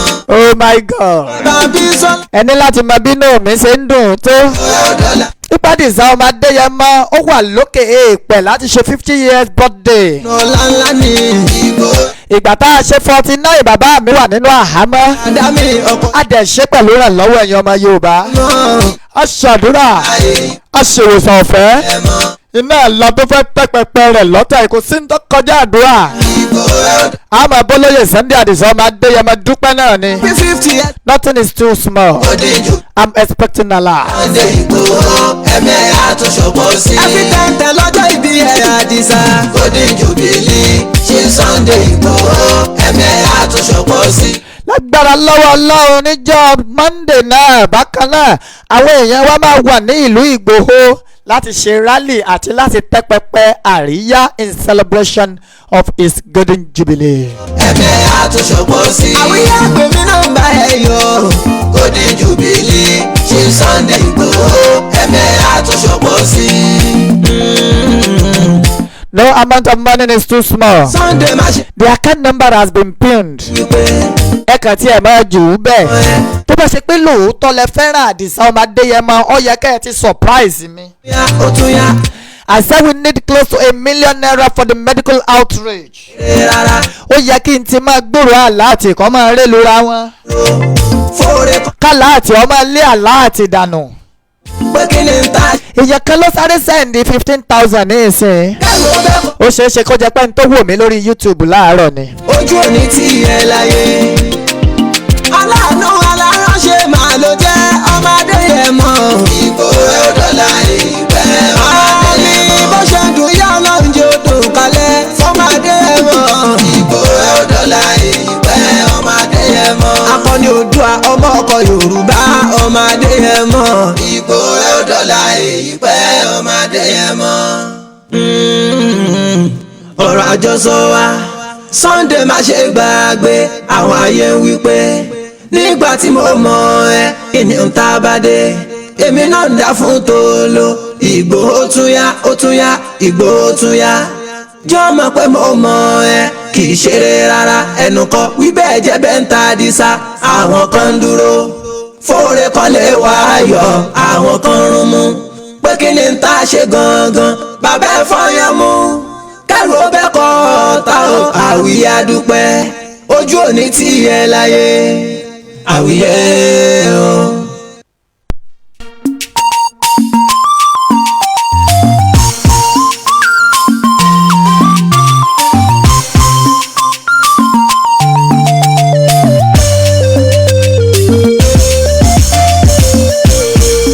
Tangents PT Creator. ẹ̀ṣà ló ń ṣọjọ́ ìbí ilé ni ẹjẹ́ dúpẹ́ Ìgbòho aládìsá òòṣà tílé lọ́dún o àfàgbòkò tó di pawọ̀ ní wà pẹ́ láyé. ẹ̀ṣà ló ń ṣọjọ́ ìbí ilé ni ẹjẹ́ dúpẹ́ Ìgbòho aládìsá òòṣà tílé lọ́dún o àfàgbòkò tó di pawọ̀ ní wà pẹ́ láyé. àkọ́dá èèyàn ló ń ṣọjọ́ ìbí ilé ni ẹjẹ́ dúpẹ́ àbá ẹ̀ṣà ló ń ṣọjọ́ ìbí ilé ni ẹjẹ́ dúpẹ́ Ìgbòho aládìsá òòṣà tílé lọ́dún o àfàgbòkò tó di pawọ́ ní wà pẹ́ láyé. ẹ̀ṣà ló ń ṣọjọ́ ìbí ilé ni ẹjẹ́ dúpẹ́ Ìgbòho aládìsá òòṣà tílé lọ́dún o àfàgbòkò tó di pawọ́ ní wà pẹ́ láyé. ọjọ́ ìbí aládìsá òòṣà títọ́ fáyé pàtàkì jùlọ nílẹ̀ Yorùbá kàṣe kó dùn Ọlọ́run ló ṣàdìsáyẹ̀ ní ẹ̀ṣà èèyàn kan ṣoṣo gẹ́gẹ́ bí ẹgbẹ̀rún nínú èèyàn kókó lọ́lá tó ní tí ò fọ́ lẹ́hùn ṣàhùn ṣe fónílé àtàlejò ọlátọ̀lọ́hùn dá tí tó ń rí sí láti gbàgbé ohun tó fà á dìde gúdúgúdú àdìsá òtúrá sílẹ̀ nígbà kan. mo ṣì ń dúró dà láàtì o. okun ò lè bá sọ. ẹ ti fẹ́ràn sọlóyè Sunday Ìgbòho. tó tó o. ẹ fẹ́ràn bàbá yìí ni. ìgbàgbọ́ lọ́wọ́ mojo. ẹ̀ṣà ló ń ṣọjọ́ ìbí ilé òòṣà. ẹ̀jẹ̀ ọmọ aládìkún Ìgbòho aládìsá òòṣà. tílé ládùn o àfàgbòkò tó ní pawọ́ ní wà pẹ́ láyé. ìfẹ́ ló yẹ kó ṣẹ̀san ìfẹ́ ẹ̀jẹ̀ akórí tó fẹ̀mí làákùlọ̀ fún ìlú. darí wálé ogun tí ó dàbí ìpàǹjẹ̀kọ jẹyàn nílé Ìgbòho lọ nítorí ìfẹ́ mo gbé tótó fakọni àkàndá nínú èèyàn torí wípé o ẹni bá lọ tó bọ́ ló lè sọ ohun tójú rí. ẹ̀ṣà ló ń ṣọjọ́ ìbí ilé ni ẹ̀ṣà ní Ìgbòho aládìsá òòṣà tílé ládùn o àfàgbòkò tó di pawọ́ ní wà pẹ́ láyé. gbogbo ọmọ Yorùbá ò lápapọ̀ ẹ̀jẹ̀ dúpẹ́ tómi ò sanwó pín wà látẹ̀yìn ọpẹ́ ló tọ́ bá ṣe ń kí Ọlọ́run tó ń là wá ẹ̀jẹ̀ àtúkí akọ́fọ́gun aládìsá akọni ọmọ tọ́lọ́ ń bára tó kọ̀ tí yóò jẹ́ o kó wá tán bí o tọ́lọ́ ń bára tó kọ̀ tí yóò jẹ́ kó wá tán bí àfiṣẹ́ra kó dàgbọ́n kò kọ̀ kó sójó fa tọ́mọ bá jọ bàbá ẹ̀ káàkiri Chief Sunday ọmọ ọkọ ni tí ó lábùlà Adéyẹmọ. ẹ̀ṣà ló ń ṣọjọ́ ìbí ilé ni ẹ̀ṣà ní ọmọ ọkọ ni Ìgbòho aládìsá òòṣà àdìsá yẹn. I will take this time out. báwo ni wọ́n pẹ́ láyé. ẹni àbá torí màá sì tún padà wá. gbà fúnra gan. abẹ́ rí fọ́tò bàbá mi nígbà tí wọ́n gbẹ̀rẹ̀gẹ̀jigẹ̀ síwájú ilé. orin tí mo kọ́ ṣe fàdìsá tó ní wípé transformer ní aládìsá tàbí múná bó ṣe wúlò tó náà lóye mọ̀ tó bá ń bínú òtítọ́ ló ń Very simple life. Very simple life káwọn ará àbí òun tó wá balẹ̀ jẹ́. tó bá gbọ́ ńkọ́ kí ni yóò ṣe fún aládìsá. ẹ fìfẹ́ hàn sí olóyè Sunday Igboho. We need close to $1 million. I know èèyàn kan ṣoṣo lè gbowó yẹn sílẹ̀. Àtọ́bí ò jẹ́ dọ̀rùn ẹ̀wọ̀n. ẹ jẹ́ àwo iye orí more than 500 people tí ó benefit ń bẹ̀ tí wọ́n sì máa fi àdúrà ránṣẹ́ sí ẹ̀yin tẹ́ ẹ jẹ́ wá sí ìmúṣẹ. gbogbo ẹ̀ náà lẹ́ẹ̀kúkú máa wò live bó bá ṣe ń lọ. ẹ máa wo àwọn dókítà akọ́ṣẹ́mọṣẹ́. gbogbo èmi lárúmọléegun gbogbo ẹ̀ ni wọ́n máa tírìtì níjọ́ náà. àti eré èèyàn tó ní rheumatism gbogbo ẹ̀ wọ́n máa tírìtì ẹ̀ lọ́jọ́ náà. lẹ́yìn pé kákan ra àwọn nǹkan tó nílò láti fi tírìtì wọn. tí má gbọ́ fẹ́lẹ́yìn ló fi jẹ́ ran bàbá ẹ̀ tó bá gbọ́ fẹ́lẹ́yìn ojú náà ń pẹ̀lú wọn lọ́sọ̀mọ́dì. bẹ́ẹ̀ mọ̀ pé lábẹ́ bó tilẹ̀ kó rí agbọ́lọ̀ ní àwọn professional doctors. ariwo masa ní karùn. from the University College of Spirit UCH. àdìsá ọ̀ṣọ́ èkejì. who are going to attend to us. ẹ̀tọ́ bàbá. tó bá ìgbó lóṣèlú ló fẹ́ ṣe is going to be more than millions. bó torí wípé àwa la ni wọ́n. kò yàtọ̀ sí pé wọ́n fẹ́ ṣe fún wa lọ́fẹ̀ẹ́. ẹ jọ nítorí Ọlọ́run. mo ti pín ní account number síbẹ̀ lábẹ́ bó ti léwu kó kéré mọ́ ẹ̀jẹ̀ á dá sí.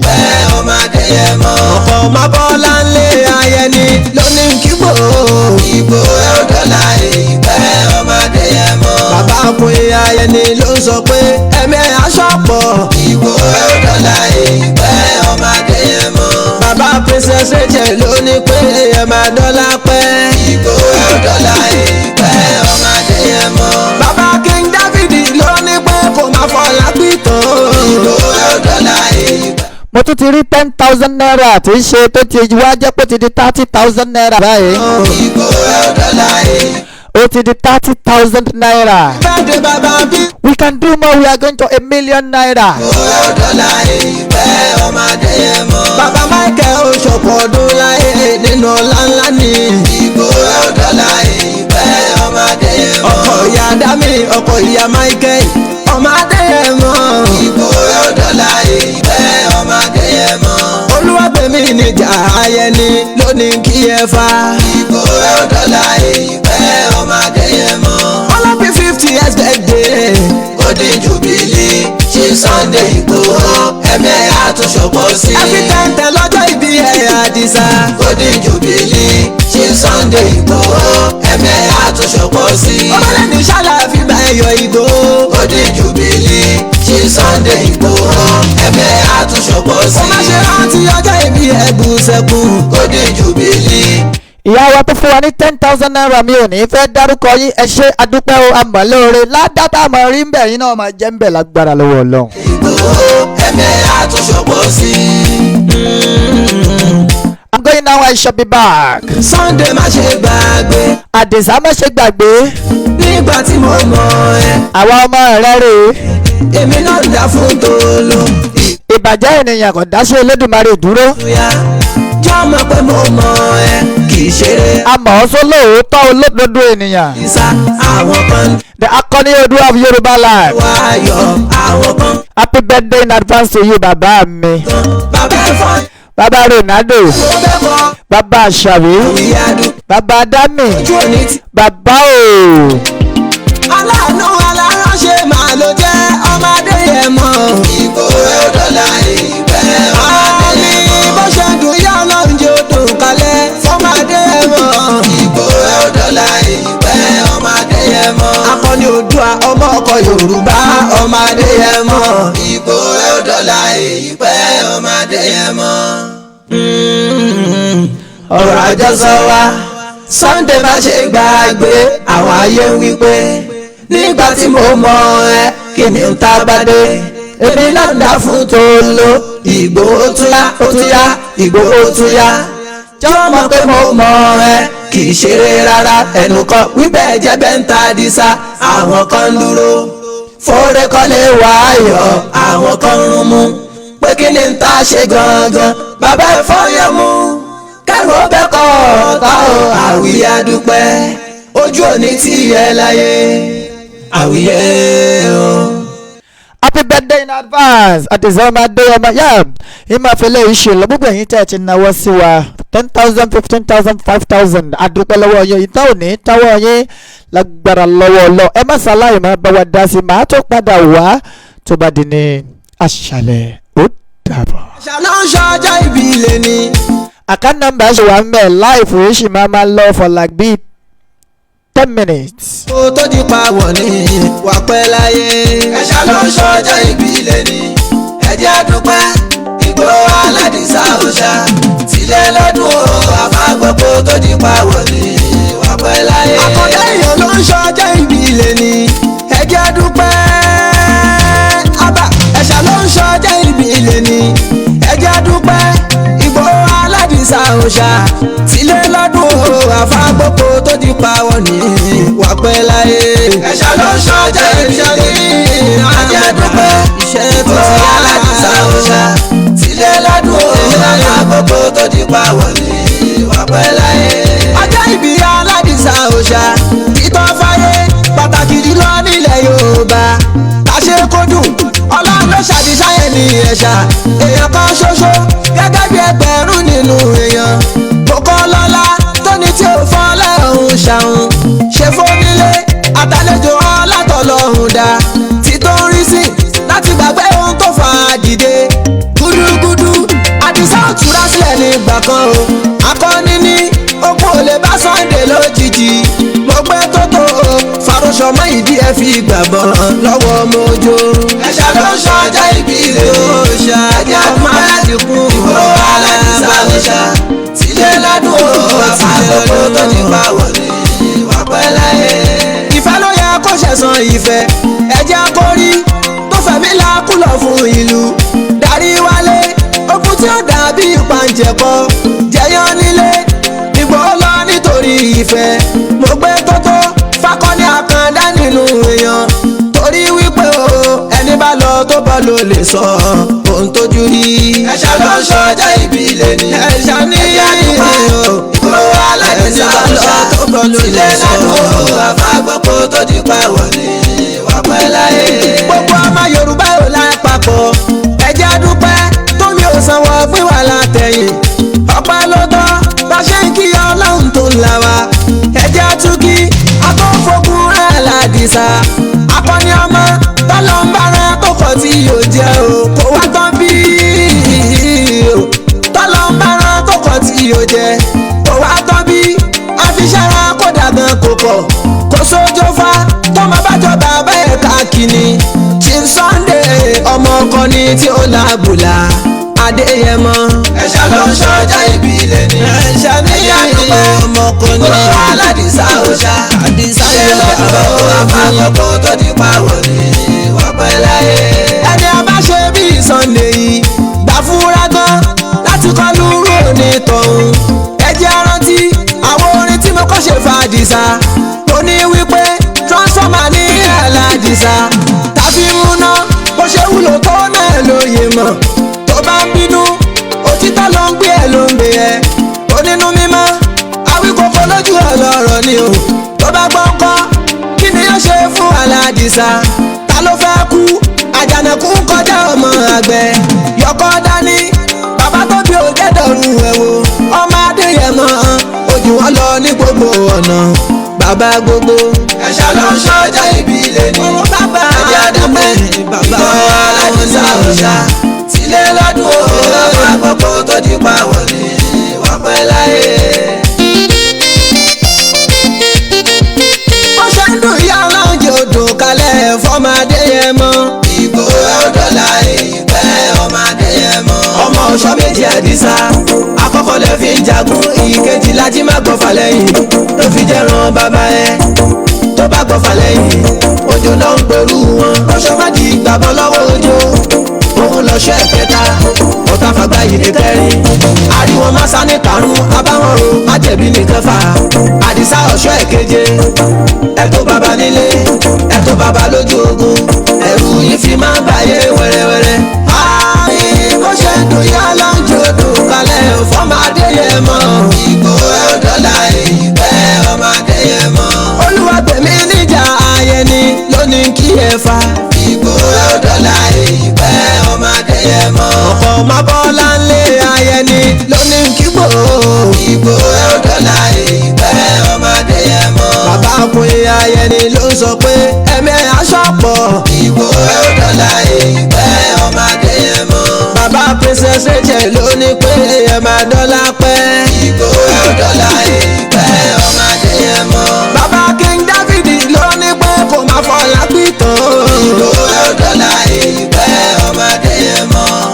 prince Israel ló ní kí ọmọ Adéyẹmọ. Ìgbòho ọ̀dọ́là ìpẹ́ ọmọ Adéyẹmọ. ó lápì bẹ́ẹ̀dẹ̀ bàbá Bísọ́lá bàbá Dami mi o. Ìgbòho ọ̀dọ́là ìpẹ́ ọmọ Adéyẹmọ. bàbá Michael Oṣọ̀pọ̀ ọdún láyé nínú ọlá ńlá ni. Ìgbòho ọ̀dọ́là ìpẹ́ ọmọ Adéyẹmọ. ọkọ ìyá Dami ọkọ ìyá Michael ọmọ Adéyẹmọ. Ìgbòho ọ̀dọ́là ìpẹ́ ọmọ Adéyẹmọ. Olúwàgbẹ̀mí níjà ayẹni lónìí kí ẹ fa. Ìgbòho ọ̀dọ́là ìpẹ́ ọmọ Adéyẹmọ. ọlọ́bí 50 years birthday Golden Jubilee ṣe Sunday Ìgbòho ẹ̀mẹ́ àtúnṣọpọ̀ sí. ẹbí tẹ̀ǹtẹ̀ lọ́jọ́ ìbí ẹ̀ Àdìsá. Golden Jubilee ṣe Sunday Ìgbòho ẹ̀mẹ́ àtúnṣọpọ̀ sí. ọ̀pẹ̀lẹ̀ ní sálàfí bá ẹ̀yọ̀ Ìgbòho. Golden Jubilee ṣe Sunday Ìgbòho ẹ̀mẹ́ àtúnṣọpọ̀ sí. ó má ṣe rántí ọjọ́ ìbí ẹ̀bùn sẹ́kùn. Golden Jubilee ṣe Sunday Ìgbòho ẹ̀mẹ́ àtúnṣọpọ̀ sí. àwíyá gbèmí náà bá ẹ̀yọ̀. Golden Jubilee ṣe Sunday Ìgbòho ẹ̀mẹ́ àtúnṣọpọ̀ sí. ọ̀rọ̀ àjọsọ wa Sunday má ṣe gbàgbé àwọn ayé ń wípé nígbà tí mo mọ̀ ẹ́ kí ni n ta bá dé èmi náà ń dá fún tòló.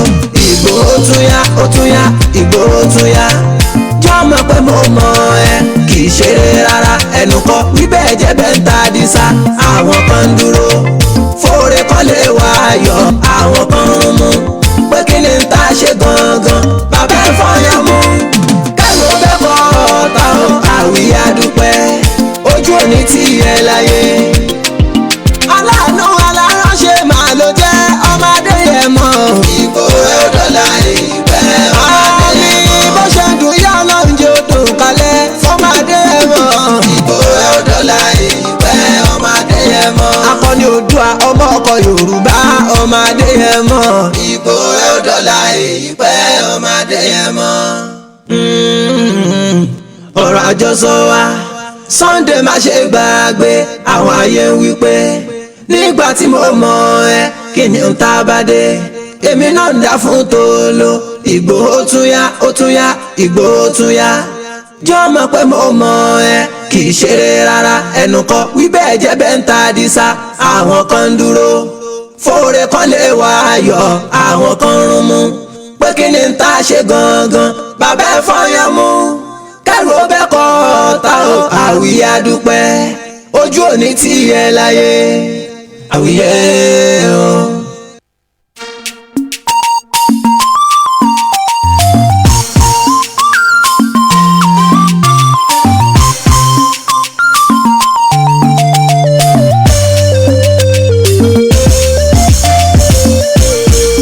Tangents PT Creator.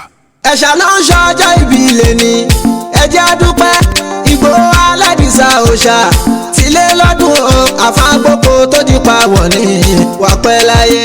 ẹ̀ṣà ló ń ṣọjọ́ ìbí ilé ni ẹjẹ́ dúpẹ́ Ìgbòho aládìsá òòṣà tilé lọ́dún o àfàgbòkò tó di pawọ̀ ní wà pẹ́ láyé. àkọ́dé èèyàn ló ń ṣọjọ́ ìbí ilé ni ẹjẹ́ dúpẹ́ ẹ̀ṣà ló ń ṣọjọ́ ìbí ilé ni ẹjẹ́ dúpẹ́ Ìgbòho aládìsá òòṣà tilé lọ́dún o àfàgbòkò tó di pawọ́ ní wà pẹ́ láyé. ẹ̀ṣà ló ń ṣọjọ́ ìbí ilé ni ẹjẹ́ dúpẹ́ Ìgbòho aládìsá òòṣà tilé lọ́dún o àfàgbòkò tó di pawọ́ ní wà pẹ́ láyé. ọjọ́ ìbí aládìsá òòṣà títọ́ fáyé pàtàkì jùlọ nílẹ̀ Yorùbá tàṣe kó dùn Ọlọ́run ló ṣàdìsáyẹ̀ ní ẹ̀ṣà èèyàn kan ṣoṣo gẹ́gẹ́ bí ẹgbẹ̀rún nínú èèyàn kókó lọ́lá tó ní tí ò fọ́ lẹ́hùn ṣàhùn ṣe fónílé àtàlejò ọlátọ̀lọ́hùn dá títọ́ rí sí láti gbàgbé ohun tó fà á dìde gúdúgúdú Àdìsá ò túra sílẹ̀ nígbà kan o akọni ní okun ò lè bá Sunday lójijì mo gbé tótó o farosọmọ ìdí ẹ fi gbàgbọ́ lọ́wọ́ mojo. ẹ̀ṣà ló ń ṣọjọ́ ìbí ilé òòṣà ẹ̀jẹ̀ ọmọ àdìkún Ìgbòho aládìsá òòṣà tilé lọ́dún o àfàgbòkò tó ti pawọ́ ní wà pẹ́ láyé. ìfẹ́ ló yẹ kó ṣẹ̀san ìfẹ́ ẹ̀jẹ̀ akórí tó fẹ̀mí làákùlọ̀ fún ìlú darí wálé ogun tí ó dàbí ìpàǹjẹ́ jẹ̀kọ́ jẹyán nílé Ìgbòho lọ nítorí ìfẹ́ mo gbé tótó Fákọ́ní Àkàndá nínú èèyàn torí wípé o ẹni bá lọ tó bọ́ ló lè sọ ohun tójú rí. ẹ̀ṣà ló ń ṣọjọ́ ìbílẹ̀ ni ẹ̀ṣà ní Ìgbòho Aládìsá òòṣà tó bọ́ ló lè sọ àfàgbọ́pọ̀ tó di pa wọlé wàpẹ́ láyé.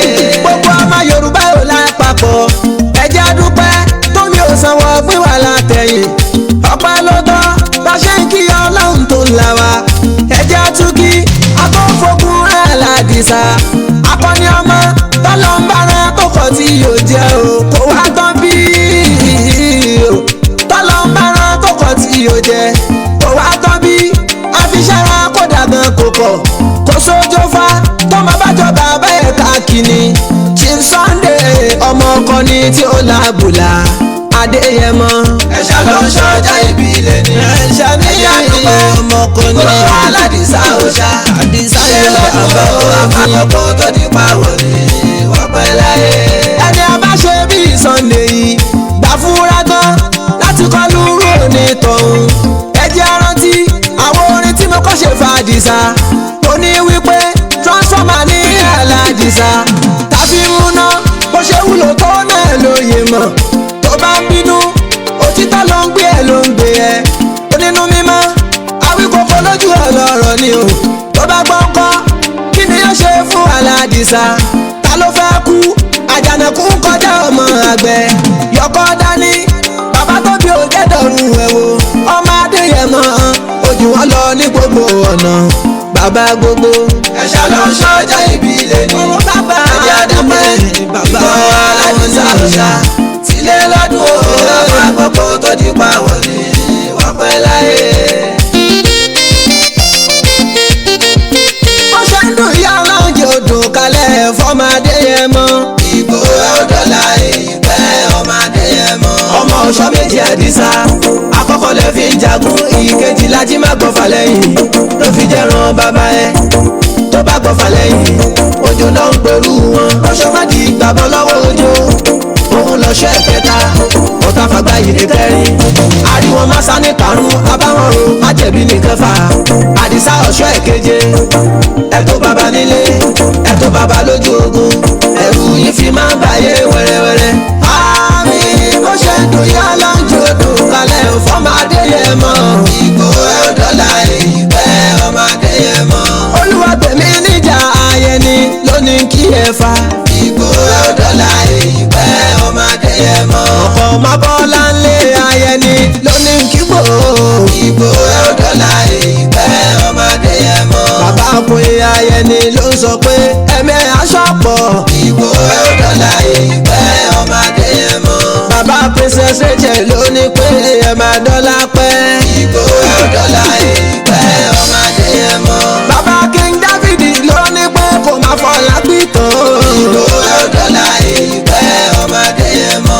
bàbá Prince Israel ló ní kí ọmọ Adéyẹmọ. Ìgbòho dọ́là ìpẹ́ ọmọ Adéyẹmọ. Happy birthday bàbá Bísọ́lá bàbá Dami mi o. Ìgbòho dọ́là ìpẹ́ ọmọ Adéyẹmọ. bàbá Michael oṣọ̀pọ̀ ọdún láyé nínú ọlá ńlá ni. Ìgbòho dọ́là ìpẹ́ ọmọ Adéyẹmọ. ọkọ ìyá Dami ọkọ ìyá Michael ọmọ Adéyẹmọ. Ìgbòho dọ́là ìpẹ́ ọmọ Adéyẹmọ. Olúwapẹ̀mí níjà ayẹni lónìí kí ẹ fa. Ìgbòho dọ́là ìpẹ́ ọmọ Adéyẹmọ. ọlọ́pìn 50 years birthday Golden Jubilee Chief Sunday Ìgbòho ẹ̀mẹ́ àtúnṣọpọ̀ sí. ẹbí tẹ̀ǹtẹ̀ lọ́jọ́ ìbí ẹ̀ Àdìsá. Golden Jubilee Chief Sunday Ìgbòho ẹ̀mẹ́ àtúnṣọpọ̀ sí. ọpọlọ ní sálàfí bá ẹyọ Ìgbòho. Golden Jubilee Chief Sunday Ìgbòho ẹ̀mẹ́ àtúnṣọpọ̀ sí. ó má ṣe rántí ọjọ́ ìbí ẹ̀bùn sẹ́kù. Golden Jubilee Chief Sunday Ìgbòho ẹ̀mẹ́ àtúnṣọpọ̀ sí. àwíyá àgbèmí náà bá ẹyọ. Golden Jubilee Chief Sunday Ìgbòho ẹ̀mẹ́ àtúnṣọpọ̀ sí. ọ̀rọ̀ àjọsọ wa Sunday má ṣe gbàgbé àwọn ayé ń wí pé nígbà tí mo mọ̀ ẹ́ kí ni n ta bá dé èmi náà ń dá fún tòló.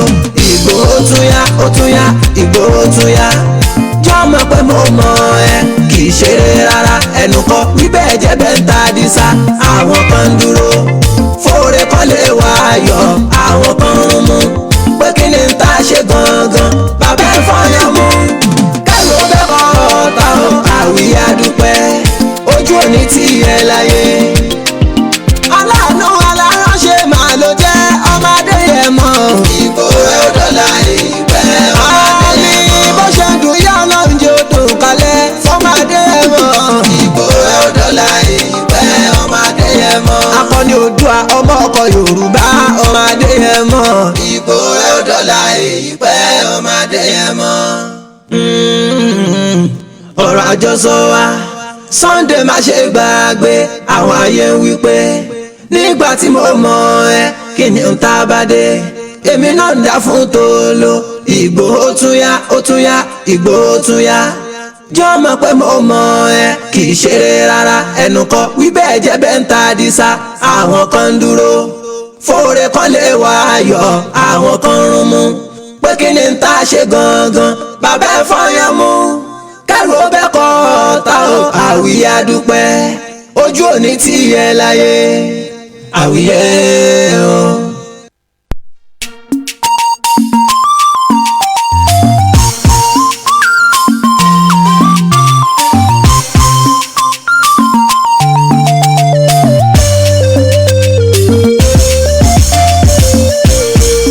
Tendency PT Creator. ẹ̀ṣà ló ń ṣọjọ́ ìbí ilé ni ẹjẹ́ dúpẹ́ Ìgbòho aládìsá òòṣà tílé lọ́dún o àfáàgbòkò tó di pa wọ̀ ní wàpẹ́ láyé. ẹ̀ṣà ló ń ṣọjọ́ ìbí ilé ni ẹjẹ́ dúpẹ́ Ìgbòho aládìsá òòṣà tílé lọ́dún o àfáàgbòkò tó di pa wọ̀ ní wàpẹ́ láyé. àkọ́dé èèyàn ló ń ṣọjọ́ ìbí ilé ni ẹjẹ́ dúpẹ́ ẹ̀ṣà ló ń ṣọjọ́ ìbí ilé ni ẹjẹ́ dúpẹ́ Ìgbòho aládìsá òòṣà tílé lọ́dún o àfáàgbòkò tó di pa wọ́n ní wàpẹ́ láyé. ẹ̀ṣà ló ń ṣọjọ́ ìbí ilé ni ẹjẹ́ dúpẹ́ Ìgbòho aládìsá òòṣà tílé lọ́dún o àfáàgbòkò tó di pa wọ́n ní wàpẹ́ láyé. ọjọ́ ìbí aládìsá òòṣà títọ́ fáyé pàtàkì jùlọ nílẹ̀ Yorùbá àṣẹ kọlù Ọlọ́run ló ṣàdìsá yẹn ní ẹ̀ṣà èèyàn kan ṣoṣo gẹ́gẹ́ bí ẹgbẹ̀rún nínú èèyàn mo kọ́ lọ́lá tóní tí ò fọ́ lẹ́hùn ṣàhùn ṣe fónílé àtàlejò ọlátọ̀lọ́hùn dá tí tó ń rí sí láti gbàgbé ohun tó fà á dìde gúdúgúdú àdìsá òtúrá sílẹ̀ nígbà kan o akọni ní okun ò lè bá Sunday lójijì mo gbé tótó o farosọ mọ ìdí ẹ fi gbàgbọ́ lọ́wọ́ mojo. ẹ̀ṣà ló ń ṣọjọ́ ìbí rẹ̀ òòṣà ẹ̀jẹ̀ ọmọ aládìkún Ìgbòho aládìsá òòṣà tílé ládùn o àfàgbọ́kọ́ tó ti pa wọlé wàpẹ́ láyé. ìfẹ́ ló yẹ kó ṣẹ̀san ìfẹ́ ẹ̀jẹ̀ akórí tó fẹ̀mí làákùlọ̀ fún ìlú darí wálé okùn tí ó dàbí ìpàǹjẹ̀kọ jẹyàn nílé Ìgbòho lọ nítorí ìfẹ́ mo gbé tótó fakọni àkàndá nínú èèyàn torí wípé o ẹni bá lọ tó bọ́ ló lè sọ ohun tójú rí.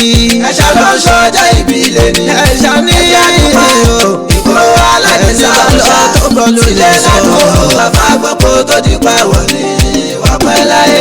gbogbo ọmọ Yorùbá ò lápapọ̀ ẹ̀jẹ̀ dúpẹ́ tómi ò sanwó gbé wà látẹ̀yìn ọpẹ́ ló tọ́ bá ṣe ń kí Ọlọ́run tó ń là wá ẹ̀jẹ̀ túkì akọ́fọ́gun aládìsá akọni ọmọ tọ́lọ́mbára tó kọ̀ tí yóò jẹ́ o kò wá tán bí o tọ́lọ́mbára tó kọ̀ tí yóò jẹ́ kò wá tán bí àfiṣára kó dàgbọ́n kò pọ̀ kò sójó fa tọ́mọ bá jọba bẹ́ẹ̀ káàkiri ṣì ń Sunday ọmọ ọkọ ni tí ó lábùlà Adéyẹmọ.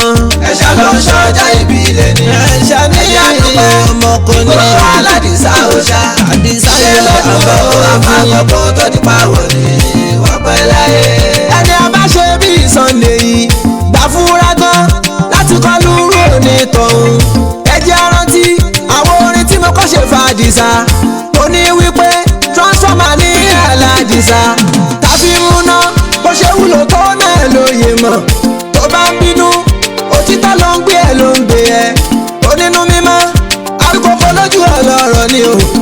gbọ́ngàn kí ni ó ṣe fún Aládìsá ta ló fẹ́ kú àjànàkú kọjá ọmọ àgbẹ̀ yọkọ́ dání bàbá tó bí ó jẹ́ dọ̀rùn ẹ̀wò ọmọ Adéyẹmọ ojú wọn lọ ní gbogbo ọ̀nà bàbá gbogbo ẹ̀ṣà ló ń ṣọjọ́ ìbílẹ̀ ní bàbá àjàdàpẹ́ bàbá Aládìsá òòṣà sílé lọ́dún ó bàbá gbogbo tó di pa wọlé wọ́n pẹ́ láyé. ó ṣe ń dùn ìyá ọlọ́njẹ odò kalẹ̀ fọ́mọ Adéyẹmọ Ìgbòho ọ̀dọ́là ìpẹ́ ọmọ Adéyẹmọ ọmọ ọ̀ṣọ́ méjì Àdìsá àkọ́kọ́ lẹ fi ń jagun ìkejì lájí má gbọ́fà lẹ́yìn ló fi jẹ́ ran bàbá ẹ tó bá gbọ́fà lẹ́yìn òjò náà ń pẹ̀lú wọn ọ̀ṣọ́ má di gbàbọ́ lọ́wọ́ òjò òun lọ́ṣọ́ ẹ̀kẹta ọ̀tá fàgbà yìí ní kẹrin ariwo másá ní karùn-ún abáwọn ro májẹ̀bí ní kẹfà Àdìsá ọ̀ṣọ́ ẹ̀keje ẹ̀tọ́ bàbá nílé ẹ̀tọ́ bàbá lójú ogun ẹ̀rù yìí fi máa ń báyé wẹ́rẹ́wẹ́rẹ́ àmì bó ṣe ń dùn yá lọ́njọ́ dùn kalẹ̀ fọ́mọ Adéyẹmọ Ìgbòho ọ̀dọ́là ìpẹ́ ọmọ Adéyẹmọ Olúwàgbẹ̀mí níjà ayẹni lónìí kí ẹ fa Ìgbòho ọ̀dọ́là ìpẹ́ ọmọ Adéyẹmọ ọkọ̀ mábọ́lá ńlẹ̀ ayẹni lónìí kí Ìgbòho ọ̀dọ́là ìpẹ́ ọmọ Adéyẹmọ bàbá ọkùnrin ayẹni ló ń sọ pé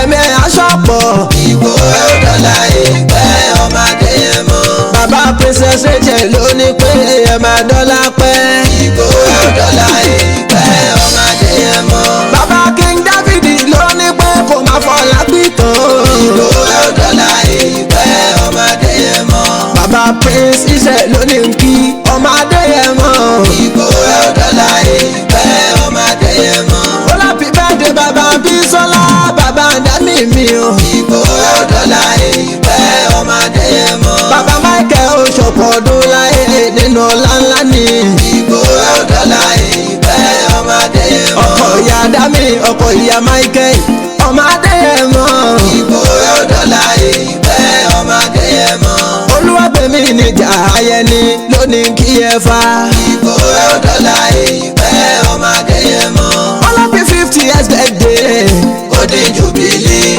ṣe Sunday Ìgbòho ẹ̀mẹ́ àtúnṣọpọ̀ sí ẹ̀fí tẹ̀ǹtẹ̀ lọ́jọ́ ìbí ẹ̀ Àdìsá Golden Jubilee ṣe Sunday Ìgbòho ẹ̀mẹ́ àtúnṣọpọ̀ sí ọpọlẹ́ ní ṣàlàfí bá ẹ̀yọ Ìgbòho Golden Jubilee ṣe Sunday Ìgbòho ẹ̀mẹ́ àtúnṣọpọ̀ sí ọmọ ṣe rántí ọjọ́ ìbí ẹ̀bùsẹ̀kùn Golden Jubilee ṣe Sunday Ìgbòho ẹ̀mẹ́ àtúnṣọpọ̀ sí àwíyá pèmí náà bá ẹ̀yọ Golden Jubilee ṣe Sunday Ìgbòho ẹ̀mẹ́ àtúnṣọpọ̀ sí ọ̀rọ̀ àjọsọ wa Sunday má ṣe gbàgbé àwọn ayé ń wípé nígbà tí mo mọ̀ ẹ́ kí ni ó tá bá dé èmi náà ń dá fún tòló Ìgbòho tún yá ó tún yá Ìgbòho tún yá jọ́ mọ̀ pé mo mọ̀ ẹ́ kì í ṣeré rárá ẹnu kọ́ wíbẹ̀ jẹ́ bẹ́ẹ̀